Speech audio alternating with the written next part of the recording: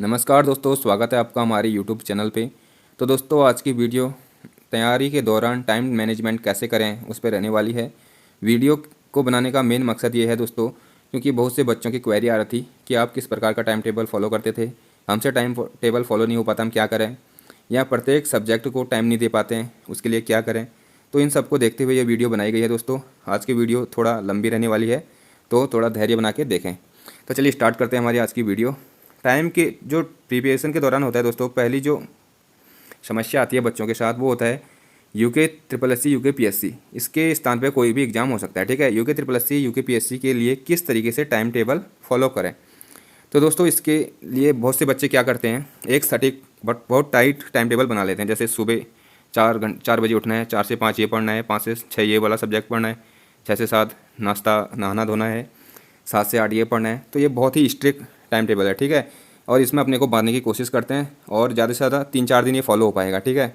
उसके बाद 5वें दिन फॉलो नहीं हो पाता है, किसी कारणवश आप 4 की जगह 5 बजे उठ जाते हो या 6 बजे उठ जाते हो, तो आपको टेंशन होने लगती है कि आज का टाइम टेबल मेरे से फॉलो नहीं हो पाया। उस टेंशन में आप दिन भर कुछ भी नहीं पढ़ पाओगे, वही टेंशन आपके माइंड पे चलती रहेगी, ठीक है। और आज कुछ नहीं पढ़ा तो फिर नेक्स्ट डे आज की टेंशन होने लग जाएगी, कल मैंने कुछ नहीं पढ़ा, ये नहीं पढ़ा। तो ये साइकिल चलती रहती है, ठीक है। और इसमें बहुत सा हमारा टाइम वेस्ट हो जाता है। और 7वें दिन ऐसा आता है हफ्ते में कि हम उस टाइम टेबल को फाड़ देते हैं और एक नेक्स्ट टाइम टेबल बना देते हैं। ऐसा महीने में 4-5 टाइम टेबल बनते हैं, हर हफ्ते एक टाइम टेबल फटता है, ठीक है। प्रिपरेशन के दौरान मेरा भी होता था, और इस सब कुछ को मैंने अनुभव किया। उसके बाद मेरा जो बेस्ट तरीका था दोस्तों पढ़ने का, वो मैं आपके साथ शेयर करूँगा।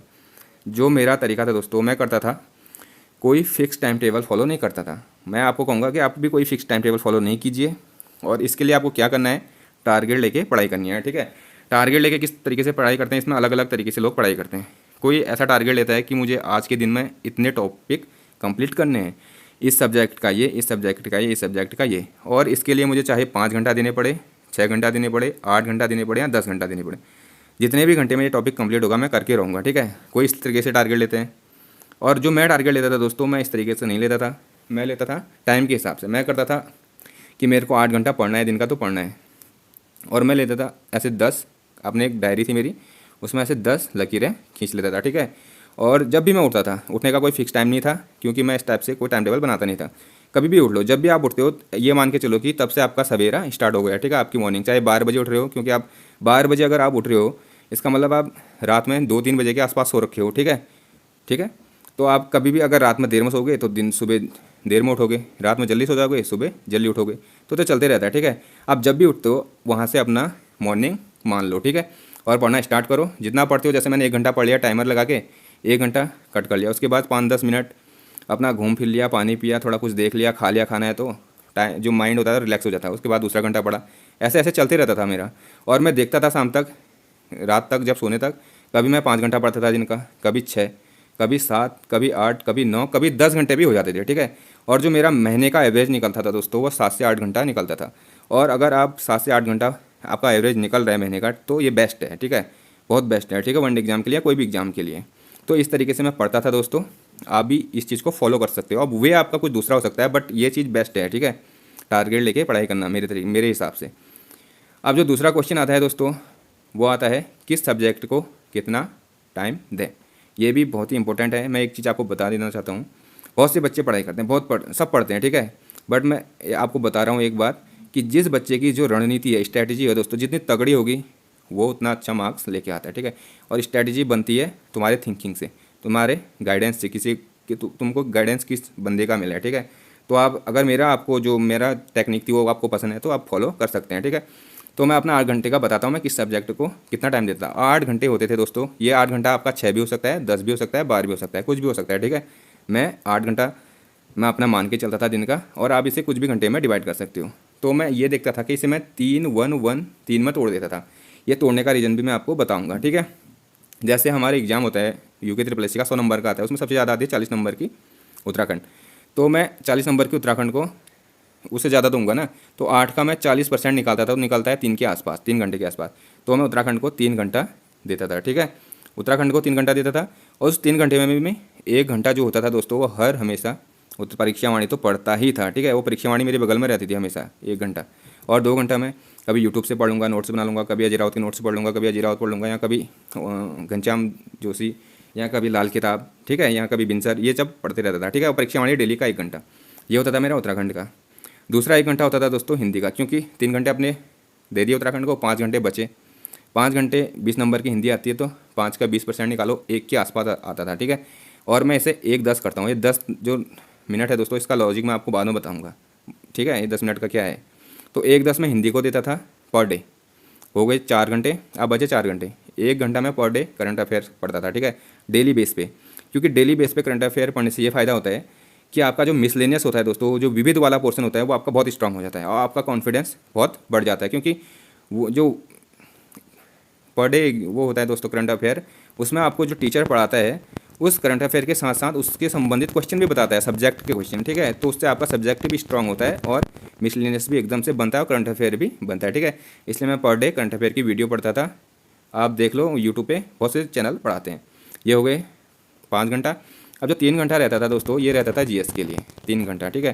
3 घंटे में मैं क्या करता था, 2+1 का लेता था इसको, और ये 2 घंटा रहता था, तो इसे मैं दिखाता हूँ आपको, 1 मिनट, इसे ध्यान से देखना।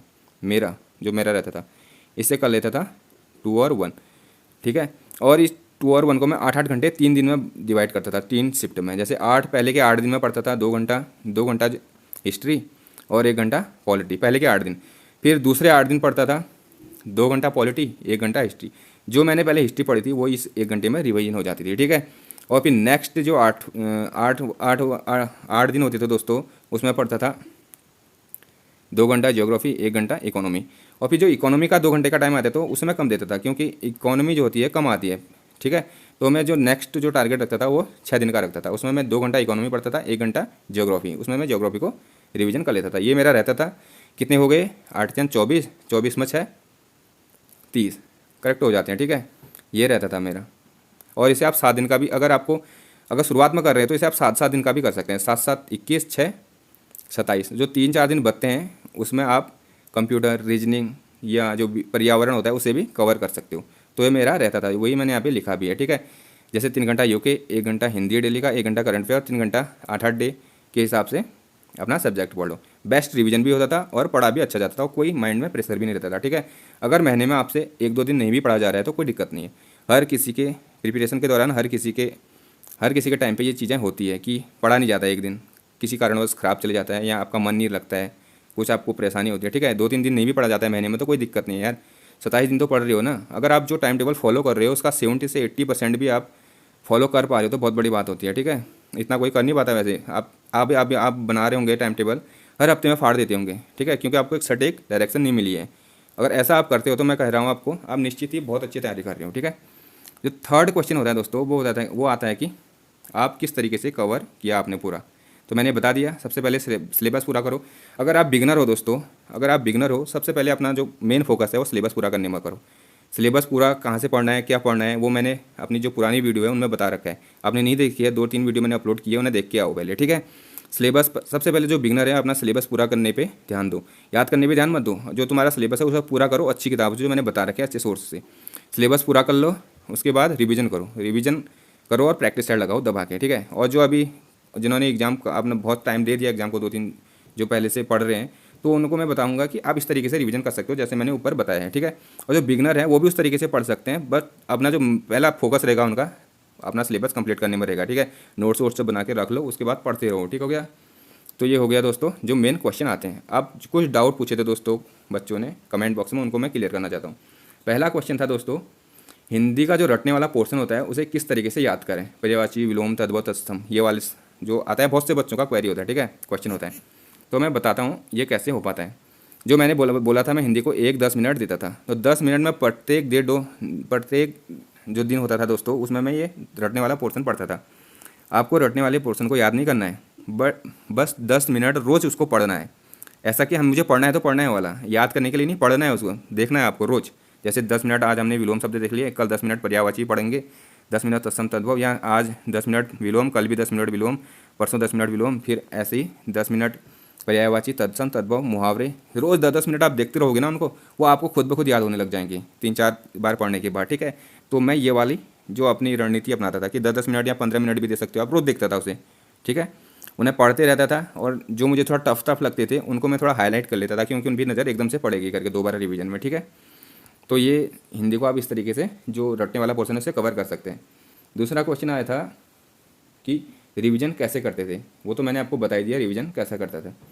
और एक क्वेश्चन आया था कि जब मैंने कोचिंग वाली दी थी उसमें बोला था किसी स्टूडेंट ने कि जब टीचर की ज़रूरत ही नहीं है तो बच्चे स्कूल क्यों जाते हैं, ठीक है। ये क्वेश्चन आया था, अच्छा क्वेश्चन था, बट मैं इसे कवर करना चाहता हूँ क्योंकि मुझे भी अच्छा लगा ये।